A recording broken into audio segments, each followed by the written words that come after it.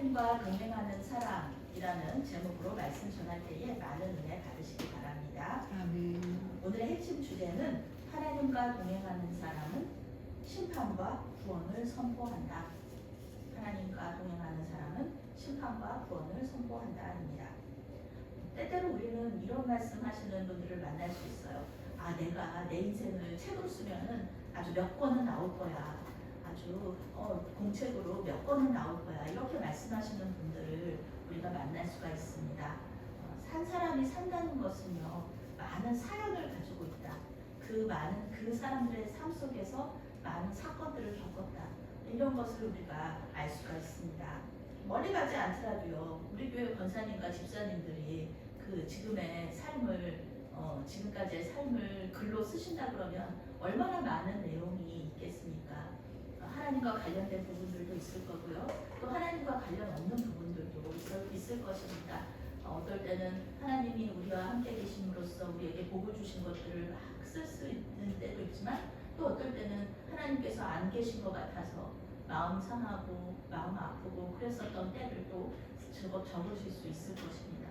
그러면서 우리의 삶이 또 이렇게 삶의 경험들이 많이 늘어나고 하나님과의 관계에 대한 관계 속에서의 이야기도 이렇게 많아질 것입니다. 한 사람의 존재 안에는 그 사람이 살아온 인생 여정이 모두 들어가 있습니다. 오늘 말씀은요, 아담과 그 후손들의 계보를 말해주고 있습니다. 이름이 계속 우리가 좀 어려운 이름들이 쭉 계속 나오고 있잖아요. 아담부터 시작해가지고 나이와 후계자의 이름과 또 그들의 수명만을 이렇게 얘기해 줬을 뿐이지만, 우리는 그 이름들 속에 그 이름들이 가진 그 사람의 인생이 얼마나 많은 우여곡절이 있었을까, 또 얼마나 많은 아픔과 또 기쁨이 있었을까, 이거 우리 상상할 수 있는 거예요. 사람 이름만 하나 딸랑 나와 있지만 그 이름 속에 하나님과의 아주 큰 그런 관계, 하나님과 얼마나 많은 그런 삶 속에서의 사건들이 있었을까 우리는 알 수 있습니다. 같은 인생으로서, 우리와 같은 인생으로서 치열하게 믿음의 여정을 걸어갔던 그런 믿음의 선배들의 이야기가 이렇게 나와 있는 거예요. 그래서 계보라는 말은요, 단순히 족보를 이야기하는 게 아닙니다. 원어로 그 사람과 관련된 사건이라는 이 뜻을 가지고 있어요. 창세기에서 이제 창조 이야기에서 홍수 심판 이야기로 넘어가거든요. 갑자기 하나님께서 사람들을 이렇게 홍수로 멸망시키셨다, 심판하셨다, 이런 이야기가 아니라 이 이야기들 속에서 어떤 사건들이 많았기 때문에 하나님께서 창조에 복을 주셨는데 또 홍수의 심판으로 이 나아가는 요 인과관계가 요 이야기들 속에서, 이 사람들의 이야기들 속에서 나타나고 있다라는 것을 우리가 알 수가 있는 것입니다. 그런데 이 사람들의 이름을 쭉 얘기한 거는 왜일까요? 이 사람들이 하나님과 동행하는 사람들로서 구약의 선지자들처럼 또 신약의 예수님과 그의 제자들처럼 하나님의 심판과 구원의 역사를 전해주었기 때문에 우리에게 그 족보를, 이 계보를 알려주고 있는 것입니다. 성경은 특별히 이러한 하나님의 심판과 구원의 이야기를 다음 세대에 전했던 사람들을 하나님과 동행했던 사람이다, 이렇게 말해주고 있습니다. 1절 말씀, 2절 말씀 함께 읽겠습니다. 이것은 아담의 계보를 적은 책이니라. 하나님이 사람을 창조하실 때에 하나님의 모양대로 지으시되 남자와 여자를 창조하셨고, 그들이 창조되던 날에 하나님이 그들에게 복을 주시고 그들의 이름을 사람이라 일컬으셨더라. 아멘. 하나님은 자기를 닮은 존재로 이 사람들을 만드셨습니다. 남자와 여자를 창조하셨다. 그리고 복을 주셨다. 이렇게 말하고 있어요. 우리는 하나님과 닮은 존재들입니다. 부모가 자식을 낳고 자식이 부모를 닮듯이 우리는 하나님의 피조물로서 하나님을 닮았어요. 그래서 우리는 이성이 있고요, 또 인격이 있고요, 또 자유의지가 있습니다. 하나님을 닮아서요. 그래서 우리는 하나님과 깊은 교제를 나눌 수도 있지만 하나님의 말씀에 불순종할 수도 있습니다. 아니에요, 하나님, 아니잖아요, 이렇게 말할 수 있다는 것이죠. 반항도 할 수 있는 것이에요. 그리고 하나님께서 이제 나중에 나오지만 하나님께서 사람 지으셨음을 후회하셨다 이런 말씀도 있는데요. 우리는 우리의 잘못을 후회하고 또 회개할 수 있는 존재들입니다. 왜냐하면 우리가 하나님 닮아서 그래요. 물론 하나님은 죄를 지으실 수 있는 존재가 아니니까 하나님은 회개하지 않으시지만 우리 인간은 충분히 하나님 앞에 무릎 꿇고 회개할 수 있는 그런 존재들인 것입니다. 하나님의 뜻을 분별하고 그 뜻에 순종할 수 있는 존재, 그것이 바로 우리 사람이라는 것입니다. 그런데 이 사람들이 여기 그 계보를 보면은요, 굉장히 오래오래 살죠. 아담과 하와가 선악을 알게 하는 나무의 열매를 먹고 그리고 불순종의 지혜를 짓고 에덴 동산에서 쫓겨났는데 그럼에도 불구하고 이 사람들이 되게 오래 살아요. 죽지 않아요. 힘들어서 노동하고 아기를 낳는 고통이 있었지만 그들에게는 여전히 하나님께서 주신 복이 있었어요. 그것은 바로 생육하고 번성할 수 있는 복이에요. 아담과 하와의 자손들은 하나님을 닮게 태어났어요. 그리고 계속해서 번성하는 은혜를 누렸습니다. 아담과 그의 자손들은 이제 가인의 자손들과 이제 아담의 자손으로 이렇게 족보가 나눠지잖아요. 계보가 나눠지잖아요. 근데 아담과 그의 자손들은 하나님을 예배하면서 살아갔습니다. 창조부터 홍수 심판까지 거의 1000년이에요. 1000년 동안 그 아담과 그의 자손들은 하나님을 계속해서 예배하는 겁니다. 그러면서 생육하고 번성했어요. 3절부터 5절 말씀 함께 읽겠습니다. 아담은 130세에 자기의 모양 곧 자기의 형상과 같은 아들을 낳아 이름을 셋이라 하였고 아담은 셋을 낳은 후 800년을 지내며 자녀들을 낳았으며 그는 930세를 살고 죽었더라. 아멘. 아담이 930세를 살았습니다. 거의 1000년 가까이 산 거죠. 아담은 거의 홍수 심판 직전까지 살았어요. 그러니까 홍수 심판 직전에 많은 사람들이 살았는데 그때까지도 아담이 살아있었다는 거예요. 노아의 아버지 라멕의 시대까지 아담이 살아있었다. 이렇게 나이를 계산하면 그렇게 나옵니다. 아담과 그 후손들이 어떻게 1000년 가까이 살았나? 그거는 학자들마다 이렇게 내놓는 의견들은 있지만 성경은 그거에 대해서 자세하게 말해주지 않죠. 이렇게 말하는 학자들이 있어요. 선악을 알게 하는 나무의 열매는 먹지 못하지만 생명나무의 열매는 마음대로 따먹었잖아요. 그러니까 생명나무의 열매를 먹은 그 효력이 1000년을 이어갔다. 이렇게 말하는 이렇게 학자들도 있고요. 그리고 그때 당시의 자연 환경, 홍수 이전의 자연 환경이 사람이 이렇게 죽지 않도록 오래오래 살 수 있도록 그런 최적화된 자연 환경이었다라는 것이죠. 홍수가 그렇잖아요. 홍수가 있었던 곳은 이제 그 하늘 위에 물이 이렇게 내려왔다, 물이 쏟아졌다라는 거였으니까 우리 지구를 물층이 하나를 더 이렇게 덮어 쓰고 있으면서 이렇게 안 좋은 그런 광선들을 이렇게 다 막았다는 거죠. 그래서 오랫동안 살 수 있다. 그렇지만 이렇게 얘기하지만 정확하지는 않습니다. 아담은 오늘 이렇게 말씀을 묵상하면서 아담의 마음을 이렇게 조금 묵상할 수 있어요. 아담은 자기가 선악을 알게 하는 나무의 열매를 먹고 죄가 들어오는 것을 봤잖아요. 자기 생각할 수 있어요. 나무 열매 따먹는 게 뭐 그렇게 대단한 일인가, 뭐 그렇게 큰 일인가 이렇게 생각할 수 있지만 아주 작은 균열이 댐을 터뜨리잖아요. 그런 것처럼 자기는 작게 생각했던 그 선악을 알게 하는 나무의 열매를 먹은 그 이후로 사람들이 타락하기 시작하는데 형제를 죽이고 가인이 형제를 죽이고 라멕이 자기보다 약한 사람들을 죽이고 이런 모습들을 자기 후손들이 계속해서 죄짓고 그 죄 때문에 많은 사람들이 고통당하는 죽임을 당하는 것들을 이렇게 계속 보잖아요. 홍수 심판 전까지 많은 자기의 자손들이 그렇게 고통당하는 것을 아담이 바라보고 있었다는 것입니다. 굉장히 마음이 아팠을 것 같아요. 나의 작은 실수라고 생각했지만 나의 작은 죄가 이렇게 큰 영향을 주었구나. 내 후손들이 이렇게 고통을 당하는구나. 이런 생각을 하면은 참 마음이 아팠겠다. 이런 그런 마음이 듭니다.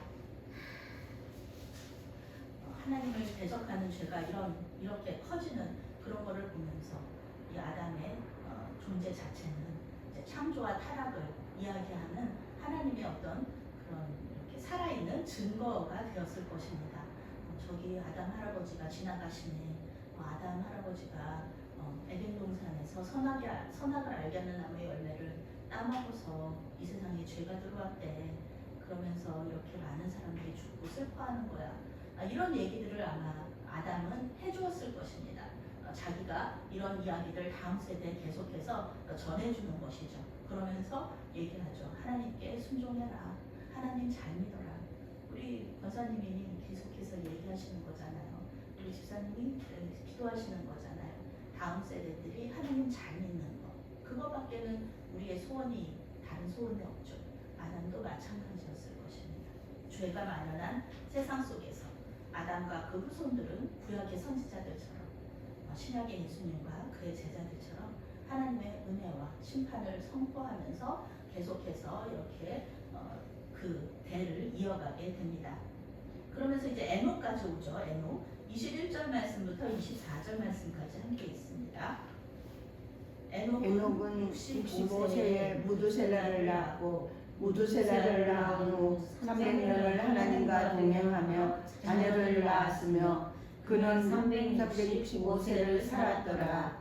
에녹이 하나님과 동행하더니 하나님이 그를 데려가심으로 세상에 있지 아니하였더라. 아멘. 하나님의 심판과 은혜를 모든 이렇게 그 아담의 후손들이 이렇게 얘기했는데 그 중에서도 자기 자녀에게 아주 이 심판을 이야기했던 강력하게 이야기했던 그 사람 중에 한 명이 바로 에녹입니다. 에녹은 이제 가인의 후손 가인의 아들 아니고요 동명이인입니다. 에녹은 아들의 이름을 무두셀라라고 지었습니다. 무두셀라는요 성경 퀴즈 대회에 아주 단골로 나오는 창세기 시험 문제 나온다 그러면은 항상 이 무두셀라가 나와요. 구약에서 창세기에서 가장 오래 산 사람의 이름은 무엇입니까? 이렇게 나오든지 구약에서 가장 오래 산 무두셀라는 몇 살까지 살았습니까? 이렇게 나오든지 해서 항상 이렇게 단골로 나오는데요. 이 사람은 969세를 살았다. 이렇게 이야기하고 있습니다. 그런데 무두셀라가 969세를 살았다는 것이 이 성경에 나온 거에 그 초점은 아니에요. 사실은 지금 1000년 가까이 사는 사람인데 무두셀라가 몇 년 더 살았다 10년 220년 더 살았다 이게 그렇게 중요한 게 아니거든요. 그런데 에녹은 이 무두셀라의 이름을 지으면서 그 하나님의 심판을 선포했거든요. 무두셀라의 이름에 비밀이 있습니다. 무두셀라는 보낸다라는 뜻입니다. 뭘 보낼까요? 무두셀라야, 네 이름은 보낸다는 뜻이야. 에녹이 항상 얘기하는 거 아버지가 자기 아들한테 하나님께서 홍수 심판을 보내실 거야. 이렇게 얘기하는 거예요. 하나님께서 이 땅을 심판하실 거야. 그러니까 하나님 잘 믿어야 된다. 아들한테 계속 이 무두셀라라는 이름 자체가 그런 이름이에요. 계속해서 얘기하는 거예요. 무두셀라가 죽은 후에 이제 홍수 심판이 시작됩니다. 무두셀라야, 네가 죽으면은 홍수 심판이 시작된다. 이름을 그렇게 무두셀라를 지은 거예요. 에녹은 자기 아들의 이름 속에서 하나님의 홍수 심판에 대해서 경고하면서 하나님께 돌아와라. 하나님 잘 믿어라. 무두셀라를 이렇게 이름을 지은 겁니다. 우리도 그렇게 이 이름을 짓잖아요. 디모데라고도 짓고 또 고넬료라고도 짓고 또 다윗이라고도 지으면서 자녀가 하나님 잘 믿기를 그렇게 구하는 것처럼 에녹도 자기 아들이 하나님을 잘 믿기를 구하면서 무두셀라, 보낸다라는 뜻을 가진 이름으로 지었던 것이죠. 그런데 에녹은 어떻게 이 하나님의 계획, 하나님의 비밀을 알고 심판을 선포할 수 있었을까요? 성경은 그가 하나님과 동행했다 이렇게 2번이나 말하고 있어요. 에녹은 다른 아담의 후손들에 비해서 수명이 짧습니다. 365년밖에는 못 살았어요. 우리 지금보다는 많이 살았지만 지금 다른 자손들 보세요. 막 800년, 900년을 살잖아요. 그런데 에녹은 365년을 오늘 하나님과 동행하면서 살다가 이 세상에서 사라졌습니다. 이 세상에서 사라졌습니다. 성경은 하나님께서 그를 데려가셨다 이렇게 말하고 있어요. 데려가셨다 이렇게 죽었다는 얘기 아니야? 뭐 이렇게 생각할 수도 있지만 문맥이 안 맞죠. 하나님께서 데려가셨다라는 얘기를 한 명도 하지 않아요. 죽었다는 단어는 죽었다라고 나와 있는 거예요. 365살에 죽는 것은 또 너무 빠르기도 합니다. 히브리서 11장에서는요. 에녹이 죽음을 보지 않고 하나님께로 갔고 그 전에 하나님을 기쁘시게 해드리는 자였다 이렇게 평가하고 있습니다. 하나님과 동행하는 자는 하나님을 기쁘시게 하는 자라고 이렇게 말할 수 있습니다. 영어 성경은요. 그가 정말로 truly 그가 정말로 하나님을 사랑했다 이렇게 번역하고 있습니다. 하나님과 동행했다는 것은요. 하나님을 진심으로 사랑했다는 거고요. 그래서 하나님을 기쁘시게 하는 자라는 이런 그 칭찬을 드렸다는 거랑 똑같다는 말입니다. 하나님과 친밀한 교제를 나누면서 경건한 이렇게 삶을 살았던 그 에녹에게 하나님께서는 자기의 비밀을 알려주신 거예요. 비밀도 아니죠.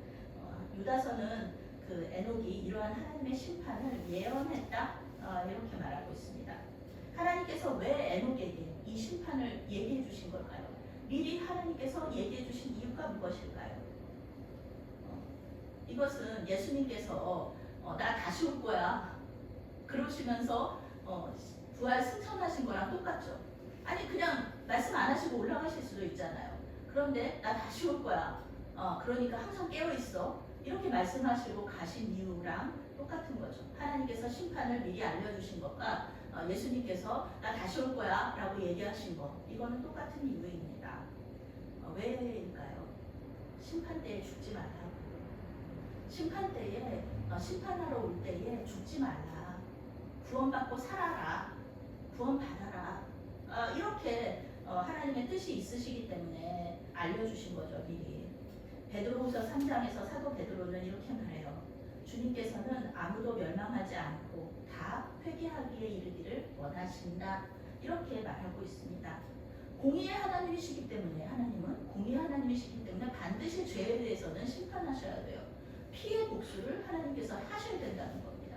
하나님께서 원래 그 하나님의 그 성격이에요. 그것은 하나님께서 하시겠다는 거예요. 당연히 하셔야 되는 것입니다. 그런데 그 가운데서 은혜를 잊지 않으시는 것이요. 모두 회개하고 구원받기를 원하시기 때문에 미리 이렇게 얘기해 주시는 거예요. 하나님과 동행했던 에녹은 하나님의 이러한 사랑을 알고 있었고 아들의 이름을 무두셀라라고 지으면서 그렇게 하나님의 심판에 대해서 자기의 후손들에게 계속 경고하는 거예요. 하나님 잘 믿어야 돼요. 하나님 잘 믿어야 돼요. 하나님과 동행했다는 표현은 노아에게도 사용이 됩니다. 홍수 심판에서 살아남은 노아도 배를 만드는 동안 이렇게 하나님의 홍수에 대해서 계속 얘기해요. 산 위에다가 배를 만들거든요. 그리고 그때 당시에는 비가 오지도 않는 시절이었어요. 그런데 산꼭대기에다가 배를 만드는 것을 보면서 나중에 자세하게 이제 우리가 보게 되겠지만 그러면서 사람들이 뭐라고 얘기했을까요? 아니 물어보지 않았을까요? 노아에게? 아니 왜 산꼭대기에다가 배를 만듭니까? 바다에다가 배를 만들어야죠. 그럼 뭐라고 하겠어요? 하나님의 홍수 심판이 있을 겁니다. 그러니까 모두 회개하고 하나님께로 돌아오세요. 이렇게 말하지 않았겠습니까? 물론 그 심판에서 살아남은 사람은 노아와 그 가족들밖에는 없었지만 그의 조상 에녹처럼 노아도 하나님의 오래 참으심과 사랑을 선포했다는 것입니다. 28절, 29절 말씀은 함께 읽겠습니다. 라멕은 180세의 아들을 낳고 이름을 노아라 하여 이르되 여호와께서 땅을 저주하심으로 수고롭게 일하는 우리를 이 아들이 안위하리라 하였더라. 노아의 아버지 이름도 라멕이에요. 가인의 후손이면서 일부 다체제를 시작하고 또 폭력적인 사람이었던 라멕과는 다른 사람입니다. 동명 이인입니다. 라멕은 하나님을 예배했던 셋의 후손으로서 아들의 이름을 노아라고 지었습니다. 우리는 아담의 후손들이 이름을 통해서 자기 자손들에게 하나님 잘 믿어라 이렇게 얘기했던 하나님의 심판과 은혜를 예언했다는 사실을 우리가 알고 있습니다. 라멕은 노아를 통해서 땅에 대한 하나님의 저주가 회복되기를, 저주가 끊어지기를 구했습니다. 하나님의 저주가 사라지고 쉼과 위로가 있을 것을 소망하면서 자기 아들의 이름을 노아라고 지었습니다. 죄의 자리, 또 저주의 자리인 이 땅, 그 땅이 소망과 복의 자리가 되기를 소망하면서 자기 아들의 이름을 노아로 지었습니다. 이것이 바로 복음이죠. 저주와 그런 죄의 자리가 소망과 복의 자리가 되는 것, 이것이 바로 복음입니다. 우리가 이 자리가 바뀌는 거, 이거를 가장 잘 알 수 있는 것이 십자가라는 것입니다. 십자가, 예수님의 십자가 죽음. 십자가라는 것은 저주의 자리예요. 나무에 달린다는 거, 그것은 구약 성경에서 저주로 얘기하는데, 누가 우리가 지금 십자가를 저주로 생각합니까? 우리 교회에다가도 이렇게 십자가 이렇게 달아놨지만, 이게 뭐 저주받았다고 생각하는 사람은 아무도 없어요. 어떤 교단에서는 너무 십자가를 이렇게 우상화한다고 생각해가지고 아예 단상에서 십자가를 없앤 교회도 있습니다. 교단도 있습니다. 그만큼 이제 십자가는 저주의 자리가 아니라, 저주의 상징이 아니라 은혜와 구원의 상징이 되었다는 것입니다. 이렇게 그 라멕도 저주받은 이 땅이 그냥 저주의 자리가 아니라 구원과 소망의 자리가 되기를 바랐다는 것입니다. 라멕의 소망은 이루어집니다. 노아는 하나님의 홍수 심판에서 살아남죠. 그래서 하나님의 비전을 새롭게 시작하는 사람이 되었고요. 그리고 포도나무를 처음으로 심은 사람이 바로 노아예요. 그래서 포도나무의 풍성함, 열매와 포도주의 풍성함을 이렇게 그 많은 사람들에게 주는, 땅의 풍성한 수산을 얻을 수 있게 한 사람이 바로 노아입니다. 우리는 모두 이름을 가지고 있습니다. 한글 이름도 있고 영어 이름도 있고 한문 이름도 있습니다. 그 이름에는 모두 뜻이 있습니다. 제 이름도 아름다운 보배라는 뜻을 가지고 있습니다. 귀한 또 아들들, 귀한 딸에게는 또 비싼 돈을 주고 이름을 지어오기도 해요. 왜 그렇습니까? 이름대로 잘 되라고, 좋은 이름대로 잘 되라고 그렇게 이름을 지어오기도 하는 거예요. 자기 자손들이 이름의 뜻처럼 건강하고 또 훌륭한 사람이 되기를 바라는 소망이 그 이름 속에 담겨 있습니다. 이것은 어제 오늘의 일이 아니죠. 우리도 그렇고, 그리고 또 몇천 년 전에 구약 시대에도 이런 일들이 있었다는 겁니다. 자녀들의 이름 속에 자신의 소망이나 복을 담았던 것들이 바로 오늘 말씀에 나오는 그 이름들 명단이죠. 자기 자손들이 하나님을 예배하고 동행하는 삶을 살아서 심판에서 구원받기를 소망하는 이 아버지들의 마음, 그것이 하나님의 마음입니다. 그 마음이 이 자손들의 이름 속에 들어가 있는 거예요. 이 이름에 담긴 소망과 축복은 그 자손들의 삶 속에서 그대로 이루어지는 것을 우리는 볼 수가 있습니다. 며칠 전에 대학교 동창, 정말 오랜만에 대학교 동창하고 연결이 되었어요. 그래서 그 동창하고 이렇게 이야기를 나누는데, 이 동창은 우리 한국 교회뿐만 아니라 전 세계에서 가장 큰 교회를 다니는 친구예요. 대학교 시절부터, 학부 때부터 이 친구는 예수 잘 믿었거든요. 지금도 오랜 세월이 지난 지금도 그 교회 다니면서 신앙생활 잘 하고 있다고 해요. 제가 그 친구한테 물어봤어요. 가장 큰 교회 다니니까 거기 청년들도 많지, 이렇게 말했는데 요즘 청년들이 없다고 막 그러잖아요. 그런데 그 친구가 얘기하는 거예요. 우리 교회도 이렇게 비율로 따지면 청년이 2030 청년들이 없다는 거예요. 있어봤자 이제 모태신앙으로 다닌 친구들이 많고, 또 청년부 목사님 말씀으로는 100명 중에 1명, 2명 다닐까 말까다. 이렇게 얘기를 했다면서 이제 전도해야 된다고 얘기하셨던 거예요. 미전도 종족이다. 미전도 종족이다. 그들이. 그래서 미전도 종족이기 때문에 전도해야 된다. 이렇게 얘기하는 것을 들으면서 제가 가장 큰 교회도 이렇게 청년들이 많지 않구나 생각해서, 물론 많겠지만 않겠지만 비율로 따지면 적다는 얘기를 들으면서 참 걱정이 되었습니다. 요즘 청년들의 영적 상태가 걱정이 되었습니다. 이 사람들이 청년들이 죄에 대해서 관심도 없고 구원에 대해서 관심도 없다면 예수님을 어떻게 전할 것인가 우리가 참 고민해야 될 일이다 라고 생각을 했는데 그 친구의 얘기를 들으면서 제가 또 생각나는 장면이 있어요. 제가 청년 시절에 이제 남산에 가서 전도를 했었거든요. 남산에 가서 전도를 하는데 전도하는 사람들한테 얘기를 하면은 자녀들한테 믿음의 신앙의 유산을 물려주지 않는다는 거예요. 그가 자녀들한테 뭐 예수 믿어라 이런 얘기를 잘 하지 않는데요. 왜 그러세요? 그랬더니 자녀들이 스스로 결정할 수 있도록 해주고 싶다는 거예요. 그래서 제가 아니 자녀들이 어린 시절에 예수님을 알고 예수님을 믿도록 예수님을 만나도록 돕는 것이 부모의 역할이지 나중에 어차피 그 청년들이 되면은 부모님을 떠나면은 독립하면서 가장 먼저 하게 되는 일이 교회 안 나가는 일이잖아요. 그런데 교회 안 나가기 전에 부모님의 그 슬하에 있을 때 예수님을 만나도록 돕는 일을 이 부모님들이 해야 되지 않나. 그리고 그것이 바로 오늘 성경에서 이야기하는 하나님과 동행하는 삶이다 라는 것을 오늘 이렇게 우리가 알 수가 있다는 것입니다. 하나님과 동행하는 삶을 우리가 생각하기에는 경건하고 거룩한 삶이다 이렇게 생각할 수 있지만요. 오늘 성경에서 말하는 오늘 이 말씀 속에서 말하는 하나님과 동행하는 삶은요. 다음 세대에게 하나님의 심판과 구원을 계속해서 이야기해주고 예수님 잘 믿어야 된다.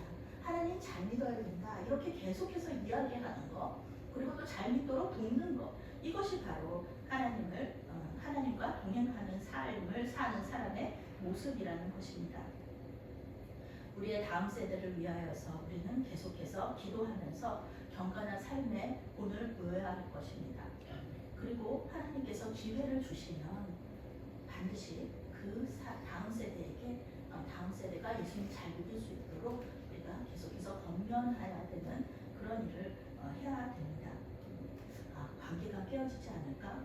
관계가 틀어지지 않을까? 이렇게 생각하면서 다음 세대에게 복음을 전하지 않는 것 그것은요 그 마귀가 주는 마음입니다. 우리가 사랑하는 다음 세대가 우리를 거절하지는 않아요. 복음을 거절할지언정 우리를 거절하지는 않습니다. 계속해서 어린 자녀들에게 다음 세대들에게 하나님에 대해서 이야기해주고 예수님 잘 믿어야 된다. 하나님의 심판이 있다. 예수님 다시 오실 거야. 이런 얘기들을 계속 해주면서 이 어린 학생들이 하나님을 만나고 그리고 스스로 하나님을 이렇게 예수님을 예수님을 영접하는 그 때가 오면 어차피 우리 친구들은 이 다음 세대들은 그 하나님과의 직접적인 만남을 가질 때가 와요. 그 때까지는 우리가 계속 이렇게 돕는 일을 해야 될 줄로 믿습니다. 우리가 이름 붙인 그대로 우리의 다음 세대가 하나님의 복을 받고 생육하고 번성하며 주님만을 예배하는 거룩한 사람들, 경건한 사람들이 될 수 있도록 우리 함께 기도하면서 복음 전하는 다음 세대를 위하여서 우리가 하나님과 동행하는 삶을 사는 저와 여러분이 되시기를 바라겠습니다. 아멘. 아멘. 사랑의 하나님, 우리의 다음 세대를 위해 기도합니다. 예수님을 잘 믿는 경건한 사람들로 살게 하여 주시옵소서. 믿음의 선진들의 삶을 통해 주님의 은혜를 경험하게 하여 주시옵소서. 한국교회를 불쌍히 여기사 2030 세대를 만나 주셔서 심판과 저주의 자리에서 은혜와 소망의 자리로 옮겨 주시옵소서. 예수님의 이름으로 감사하며 기도했습니다. 아멘.